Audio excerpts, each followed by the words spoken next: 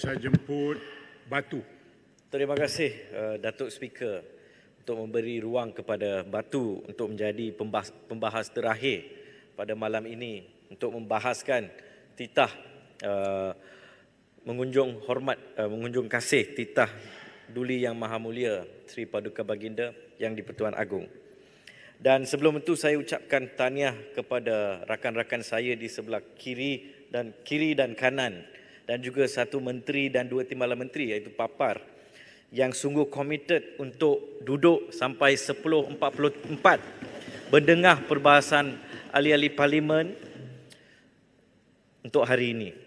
Dan saya juga ingin ucap tahniah kepada Perdana Menteri Ahli Parlimen Tambun yang lantik sebagai Perdana Menteri ke-10, dan juga saya mengucapkan ribuan terima kasih kepada pengundi-pengundi Parlimen Batu untuk memilih saya untuk mewakili suara Parlimen Batu dan juga kekal sebagai ahli parlimen paling muda di pilihan raya 15 bersama-sama dengan Sungai Petani sebaya saya. Dan apabila saya merujuk kepada ucapan ataupun titah Duli Yang Maha Mulia Sri Paduka Baginda Yang di-Pertuan Agong, saya tertarik dengan beberapa perkara dalam konteks tersebut, dan saya terus kepada poin kemiskinan. Wabak kemiskinan seperti juga wabak COVID-19 tidak mengenal kaum, anutan agama maupun pendirian politik. Bezanya rempuhan wabak COVID-19 dapat segera ditangani menerusi vaksinasi, walhal wabak kemiskinan yang kita bicarakannya dalam Dewan ini sejak tertubuhnya Parlimen Malaysia pada 11 September 1959 masih terus mewabak, masih terus maharajalela. Dengan selaras gagasan Malaysia Madani yang bertekad membina umat dan berkeyakinan dan berdaya cipta, bingkai keyakinan dan tunggak daya cipta ialah ilmu, pengetahuan dan kemahiran yang relevan dengan persekitaran serta menepati cabaran ekonomi semasa. Untuk menyelesaikan kemiskinan, wabak kemiskinan ini, khususnya untuk warga bandaraya, keyakinan dan tunggak daya cipta anggota masyarakat terutamanya warga bandaraya wajib diberikan vaksin kemiskinan dalam bentuk pendidikan dan latihan sepanjang hayat yang berterusan. Salah satu program kerajaan yang sedia ada yang merupakan dengan izin low hanging fruit yang dapat kita manfaatkan sebagai vaksin kemiskinan ialah College Community Kelolahan Kementerian Pengajian Tinggi. Maka saya cadangkan supaya diwujudkan segera College Community Bandaraya Kuala Lumpur di bandaraya tersebut. Kampus College Community ini wajar diwujudkan di segenap kawasan parlimen di wilayah Persekutuan Kuala Lumpur. Setiap kampus itu pula menawarkan pendidikan dan latihan sepanjang hayat yang berbeza, namun kesemuanya menjurus kepada keperluan sebenar industri dalam bandaraya Kuala Lumpur, khususnya industri 4.0 dan industri terbitan revolusi teknologi maklumat.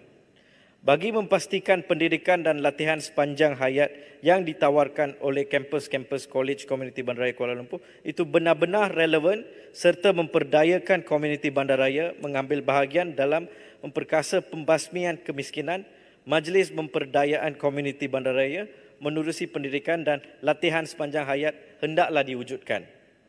Sebagai ahli Parlimen Batu, saya amat arif akan kesengsaraan penderita kemiskinan bandar. Saya juga amat arif akan cabaran-cabaran dalam mengubati penderitaan kemiskinan bandar tersebut.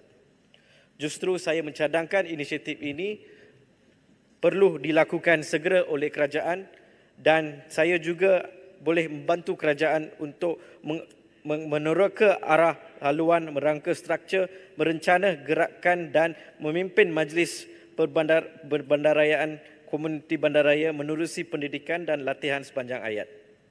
Perkara kedua yang saya juga ingin berucap ataupun bangkit adalah isu tenaga pakar seperti doktor. Mengapa Malaysia masih mempunyai banyak tenaga pakar yang tidak diserap sebagai pegawai kesihatan, tetap malahan masih ramai tenaga pakar yang dibiar kekal sebagai pegawai kontrak.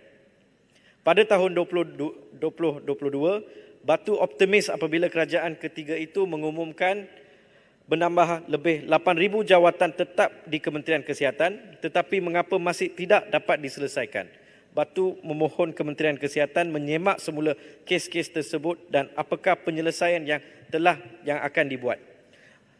Datuk Speaker, Batu juga ingin membangkit beberapa artikel yang didapati beberapa hari dan minggu lalu di mana dengan izin krisis di Hospital Emergency Unit dan juga dengan izin Malaysia Healthcare Capacity Stretch with Long Waiting Times, Manpower Shortage. Artikel ketiga, 2-day wait for bed in Malaysian Government Hospital dengan izin. Saya rasa perkara ini amat duka cita dan oleh kerana kekurangan tenaga pakar dan kekurangan hospital kerajaan, rakyat harus berdepan dengan pelbagai situasi sukar. Sebagai contoh, waktu menunggu yang terlalu lama sehingga membawa kepada kepadatan di ruang menunggu, waktu temujanji yang diberikan juga berbulan lamanya. Ada pengundi-pengundi saya yang datang jumpa saya dalam pejabat kata nak buat pembedahan pun akan mengambil lebih kurang 6 bulan. Dan dalam 6 bulan ini mereka pun kata mereka tak tahu mereka boleh hidup ke tak. So terpaksa pergi ke private sector dan private sector jika individu tersebut tiada insurans, terpaksa bayar duit beribu-ribu.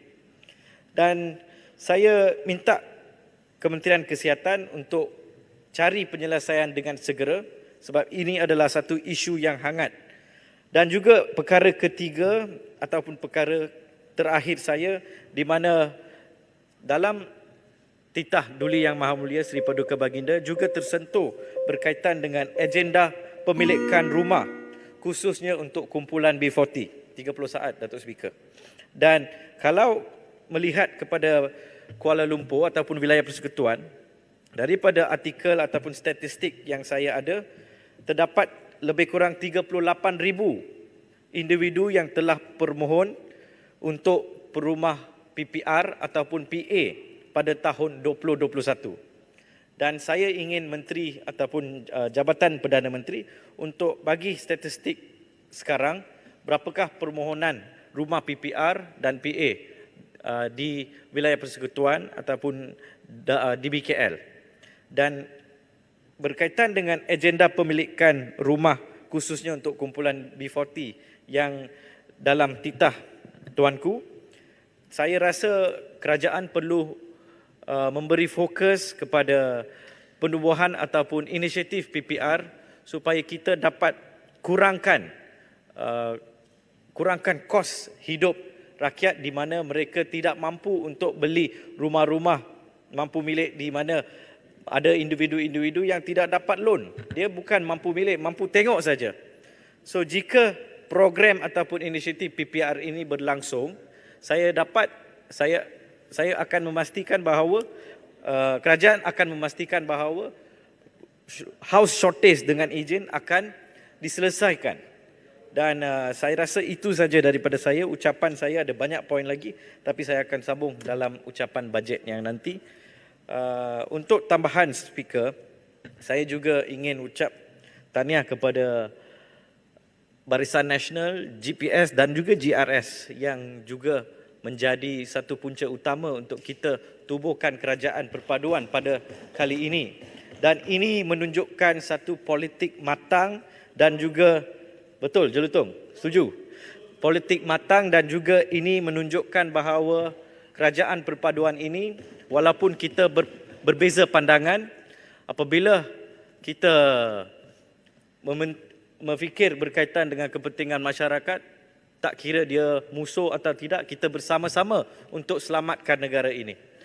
So inilah satu contoh yang baik pemimpin-pemimpin yang untuk memimpin negara ini. Batu menyokong penuh titah ini. Terima kasih. Baik, terima kasih Batu.